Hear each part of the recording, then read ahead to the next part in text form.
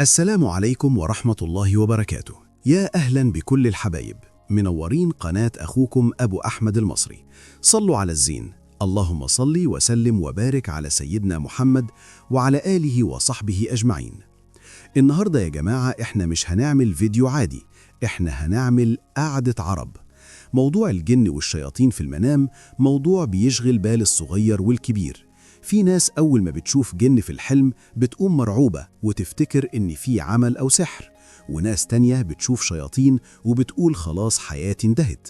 بس النهاردة ومن خلال كلام الأستاذ أبو سعد وكبار المفسرين هنكتشف إن عالم الأحلام ده غريب جدا، وساعات البعبع اللي بيخوفك في الحلم بيكون رسالة حب أو تنبيه من ربنا عشان ينقذك من مصيبة. افتح قلبك وودنك وهات كوباية الشاي التقيلة بتاعتك عشان الحكاية طويلة ومهمة جدا. نبدأ بالجن.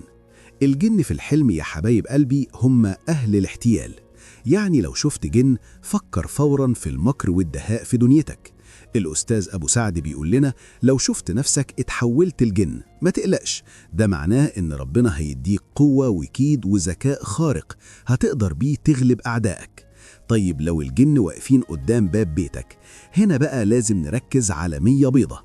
الرؤية دي ليها 3 وشوش، إما خسران في تجارة أو شغل فخلي بالك من فلوسك، أو هوان يعني موقف ممكن يقلل من قيمتك فحافظ على برستيجك، أو إن عليك نذر أنت نسيته ودي أهم نقطة. فتش في ذكرياتك، هل وعدت ربنا بحاجة وما نفذتهاش؟ لو عملت كده فالمنام ده جرس إنذار. نيجي بقى للحالة اللي تفرح القلب. لو شفت نفسك بتعلم الجن القرآن أو هم قاعدين بيسمعوا منك بخشوع، يا بختك، دي معناها إنك هتبقى ريس، رياسة وولاية ومنصب عالي، لأن ربنا قال في سورة الجن: قل أوحي إلي أنه استمع نفر من الجن، يعني كلمتك هتبقى مسموعة حتى عند اللي ما بيتشافوش. نيجي للتحذير الصريح. لو الجن دخلوا دارك وعملوا فيها شغل أو خربوا حاجة، هنا بقى لازم تطقطق ودانك. المفسرين بيقولوا إن دي إشارة إن لصوص ممكن يحاولوا يدخلوا بيتك، أو أعداء بيحطوا عينهم على حياتك الشخصية وعايزين يضروك. الجن في الرؤية دي بيمثلوا الناس الغدارة اللي بتدخل بيتك وتطلع بسرك عشان تأذيك. حصن بيتك بالأذكار وراجع علاقاتك باللي بيدخلوا بيتك الفترة دي. وعموما أصل رؤية الجن هو الغرور والاحتيال، فلو شفت جن اسأل نفسك: مين في حياتي بيحاول يخدعني بكلمتين حلوين وهو بيخطط لغدر؟ ندخل بقى على الكبير، الشيطان. الشيطان في المنام عدو صريح في الدين والدنيا، مكار وخداع. بس خدوا بالكم، ساعات الشيطان في الحلم بيمثل السلطان أو مديرك في الشغل أو حد من أهلك اللي شايل منك. رؤية طائف الشيطان. لو انت إنسان صالح وبتذكر الله وشفت الشيطان بيمسك أو بيقرب منك، اطمن خالص. ربنا بيقول: إن الذين اتقوا إذا مسهم طائف من الشيطان تذكروا.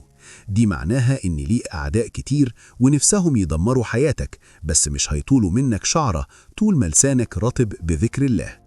الشهاب الثاقب. لو شفت شهاب بيحرق شيطان وراه، دي أعظم بشارة إن دينك صحيح وعلاقتك بربنا قوية جدا. خايف من الشيطان. لو الشيطان خوفك في الحلم وصحيت مرعوب، فالتفسير عكس كده تماما، ده معناه إنك مخلص في دينك وإن ربنا هيبدل خوفك ده بأمان في الحقيقة. ربنا بيقول: فلا تخافوهم وخافوني إن كنتم مؤمنين. ركزوا معايا في التفاصيل اللي جاية دي عشان مهمة جدا. الشيطان الفرحان. لو شفت الشيطان بيضحك ومسرور، دي علامة خطر، معناها إن صاحب الرؤية غرقان في الشهوات وناسي دينه. نزع اللباس. لو شفت الشيطان بيقلع هدومك، لو انت صاحب منصب ممكن تتعزل أو تخسر حاجة غالية عليك، زي ما حصل مع أبونا آدم وأمنا حواء. مس الشيطان والزوجة. لو شفت الشيطان مسك في الحلم، ممكن يكون في عدو بيحاول يغوي أهل بيتك أو يشوه سمعتهم. بشرى سيدنا أيوب، ودي من أغرب الحاجات. لو شفت إن الشيطان مسك وانت مريض أو مهموم، دي علامة شفاء وفرج، لأن سيدنا أيوب قال: أني مسني الشيطان بنصب وعذاب، فكانت دي بداية المعجزة والشفاء. تقييد الشيطان. لو شفت إنك رابط الشيطان بسلاسل، مبروك، دي نصرة وقوة وقهر لأعدائك. آخر حاجة هنتكلم فيها هي الكلام مع الشيطان. لو شفت نفسك بتشاور الشيطان أو بتناجيه، فدي إشارة إنك بتقعد مع أهل السوء وبتسمع كلام الأعداء ضد الناس الصالحين. ابعد عن القعدة دي فوراً. ولو الشيطان بيعلمك كلام، فده معناه إنك ممكن تقع في الغلط أو تتكلم كلام كذب. أما لو حلمت إنك قتلت إبليس، فدي معناها إنك كشفت مكر وخداع كبير كان بيتحاج ضدك، وإنك انتصرت على أكبر مخادع في حياتك. يا رب يكون الفيديو ده برد ونار على قلوبكم. حصنوا نفسكم بالأذكار، وما تنسوش كيد الشيطان كان ضعيفا. اكتبوا لي أحلامكم في التعليقات وهرد عليكم بنفسي. كان معاكم أخوكم أبو أحمد المصري، في أمان الله.